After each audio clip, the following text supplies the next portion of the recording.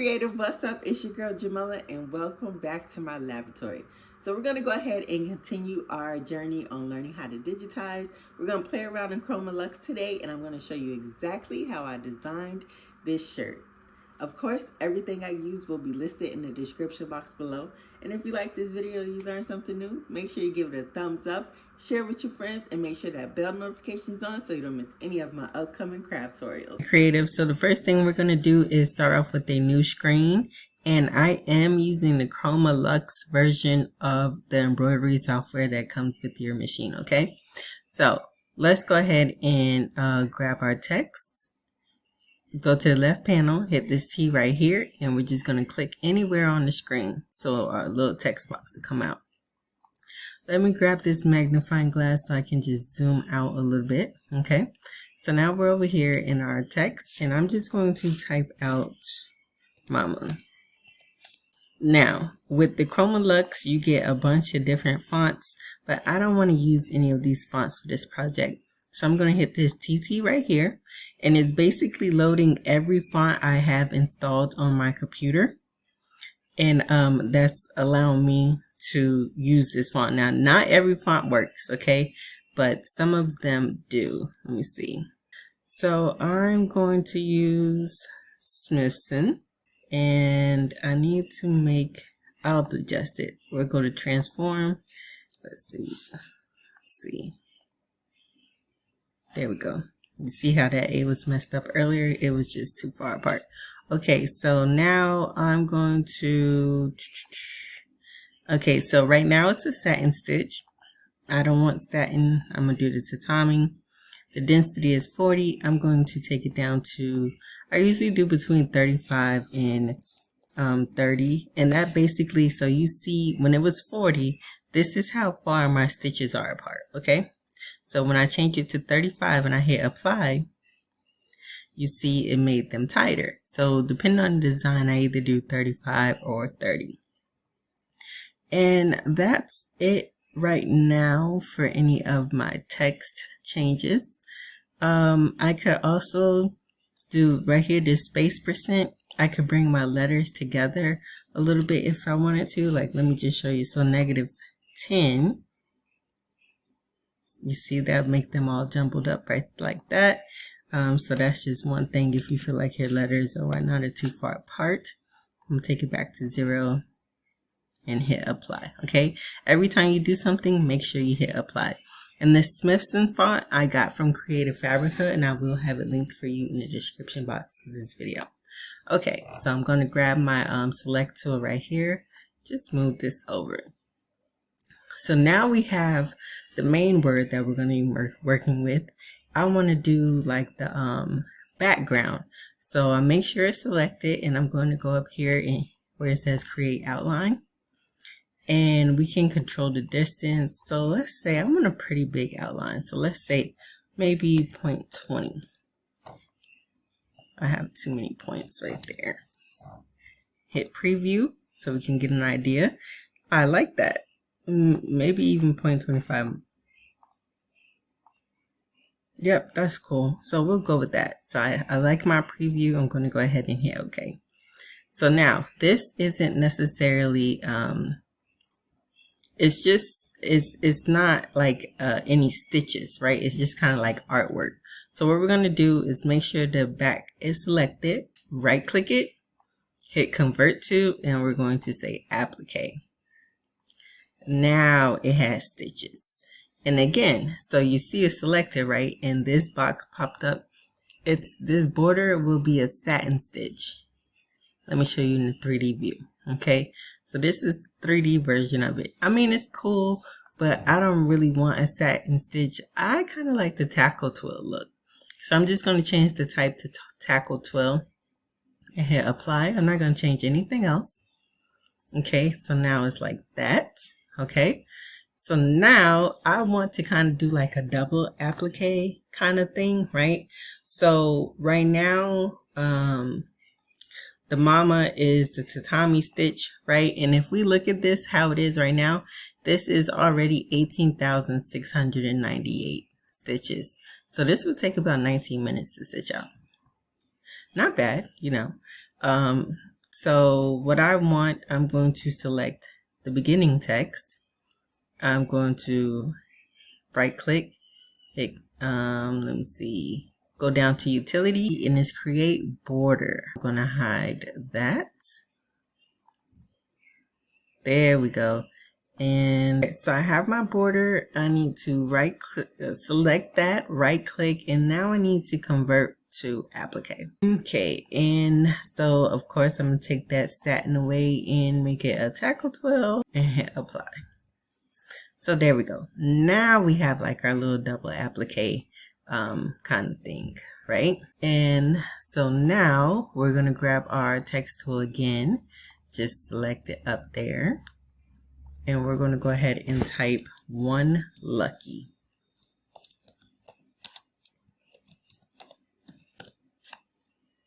And again, I'm going to use my true type font, the Smithson font. And I need to make it smaller, really need to make it all the way smaller. And I don't want a satin stitch. Y'all listen, tatami is my thing, okay?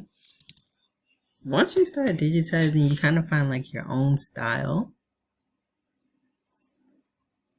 And plus satin stitches is like good for like detailed items. That's why it's like always like borders or small text, things like that.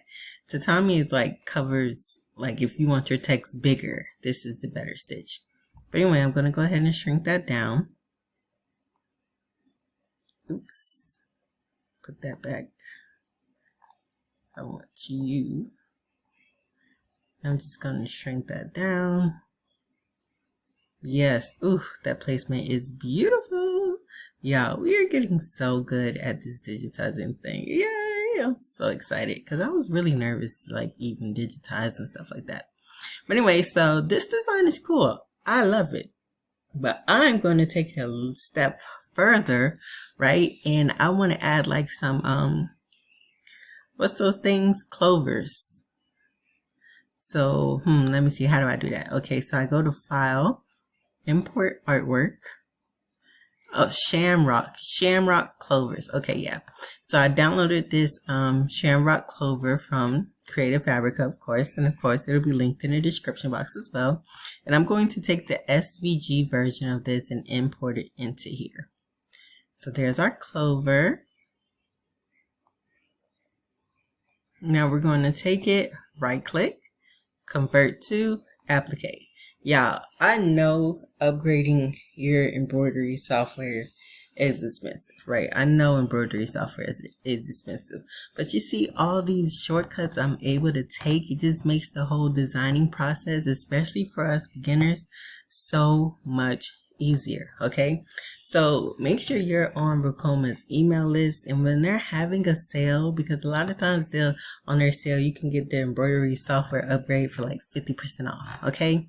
Yeah, take advantage because as you can see, it's a game changer. It's definitely worth the money. All right. So I changed it to a tackle twill, of course, and I hit apply. And I'm just going to shrink it down. Let me see, maybe to like a 3, maybe about 3 inches. That seems too big. Maybe like 2.5. Okay, yeah, that seems cool. So I'm just going to place one right here. I want this stem facing the other way. So I'm going to make sure it's selected. Go up here to the transform tab and hit mirror, apply, and yeah, cool, it's selected. It turned. So now I'm going to go ahead and duplicate it. Right click, or you can hit Control D, and I'm just going to click the space where I want it to be. I still feel like that might be a little bit too big. So since I have 5 kids, I'm going to do 5 clovers. Okay, let me see. Can I click it again? No, I need to go ahead and right click, select, right click, duplicate, and put it over here. I'm going to go ahead, put it over here, and put it over here. Awesome. Now I can take my select tool and kind of fix it however I want. Like that. I like that a lot. So this is our design, you guys, but we're actually not even done. Evil laugh. Yeah, we're not even done. So what I want to do, because, and I say we're not done because if we go to like the stitch out, this is what's going to happen. The inside is going to stitch, then the outside, then one lucky, and then all of our shamrocks. We need to change the order that this mama is stitching in, okay? So let me go to my select tool. I actually should have did this quite a few steps ago. My bad, y'all. So this piece right here I don't need, so I'm going to delete it. Maybe I need to unhide it to delete it. Yes, I do. Okay, so I don't need that. So this is the inside. Where is my outside? Let me see. Okay, it's right down here, Applique. So what I'm going to do is break everything apart. Right click it. I think I need to do it over here. Right click. Yeah, break apart. And you see our just got longer. Then click the back one, take it, and I don't know if I need to break this one apart, but no, I don't think so. So what we're going to do is take this and move it to the top. And to do that, select it, hit shift, and then just place it where you want it. It's like, I can never do it on the first try. Let me see. Okay, so what I ended up doing was just right clicking it, hitting order, and I brought it to the front. Okay, so now it's the first thing. If you see, if I kind of hover over it, what kind of see is going to be this, and it's going to be that little piece. This is the order that is going to stitch out, and of course we can always do the stitch replay. Definitely do the stitch replay, okay? So here's our background. It's going to do the run, stitch, tack down, stitch, fill in the inside, do one lucky, and then do our clovers. I'm not crazy about how these letters all stitch out individually. I want all the letters to stitch out and then come do that final stitch at the end instead of doing one letter at a time, you know, because that just kind of slows it down. But you know what? We're going to leave that for another day, okay? We're still on our beginner journey, so done is better than perfect, okay? So yeah, so now I can say that we're done. Everything looks good. Let me see. We'll check up here. Ooh, it's too wide. It's 14 inches wide. So I'm going to take my select tool and select everything. Scoot over here to transform. And we're going to take this to about, let's say 11.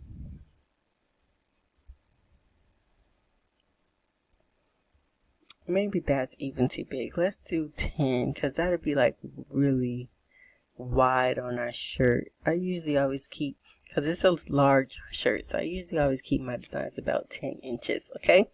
And I left the maintain aspect ratio on so it makes sure it's nice and even for me. Y'all, and this is our design. We digitized that. Oh, how exciting. So everything does look good. Now what we're going to do just to give it another check is go to your print preview. Yep, that looks good. Okay. And of course in your print preview is going to give you your production sheet. And this is, you know, the order which you'll stitch up, not stitch, but plug in the numbers on your embroidery machine. Okay. So your production sheet is very important. And you can take this, like you can print off this page if you're ever like wondering if the size is good enough. You can print off this first page, and because it's literally the size of your design, and lay it on your shirt, and it'll give you basically an accurate idea of what it'll look like, the placement on your shirt. So if you're ever kind of confused about the placement or the design, use this first page of your production sheet. So go ahead and print that off because you'll need it. And we're going to go ahead and hit File, Save As. I saved it as Lucky, save as type as a DST, and save it to your USB. Okay, so now we'll just go over to the machine. So now we'll just go over to the machine and let it stitch out. Alright guys, so I'm not going to go into too much detail for this part of the video because I have several other videos teaching you how to do this part step by step, and I'll have those linked for you in the description box of the video. But I'm just basically entering the thread I want to use I'm following the production sheet and entering my thread, tracing it out, making sure my needle isn't going to hit the edge of my hoop, and making any adjustments as needed. Now for this project, I'm using the Parakeet light green Aurora style HTV from Caesar, and then the light green and the Twinkle as well. I just kind of mixed and matched. I like using the Aurora and the Twinkle for embroidery because it's thicker than regular vinyl. Okay, so it's thicker. When you start stitching, it doesn't like scrunch up like the thinner vinyl does. So it's really my favorite kind of vinyl to use for embroidery projects because of the thickness. I decided to go ahead and give this design away to you guys, so the link to be able to download it for free will be in the description box of this video. Listen, y'all better lock in now while your girl's a beginner, okay? Because once I get good, these embroidery designs will come with the fee, okay? So to show my appreciation, go ahead and grab this free download, and again, that'll be listed in the description box as well as everything else used in this video. And if you like this video you've learned something new, please give it a thumbs up. Make sure you're subscribed so you don't miss any of my craftorials. As you can see, your girl is in her digitizing era, and it's like every video I get better. So if you want to get into digitizing, get better, just be able to do a few things, go ahead and lock in. Make sure you're subscribed so that we can learn and grow together. Now for the free download, I did remove the shamrocks from this project because they did stitch out a little bit crazy, so I'll just be honest, okay? But I showed you how you can do it, so you can go ahead and add them, or you can already download a shamrock file from Etsy and just plug it into the design as well. But as always guys, thanks for watching. Don't forget to like, share, and subscribe, and until next time, I'll see you later. Thank you so much for joining me. Let me know in the comments if this video was helpful, if you learned something new, or if you have any tips and tricks for me, okay? I'm a beginner, very open to whatever advice that you guys have to give, okay? All right, guys, until next time, I'll see you later.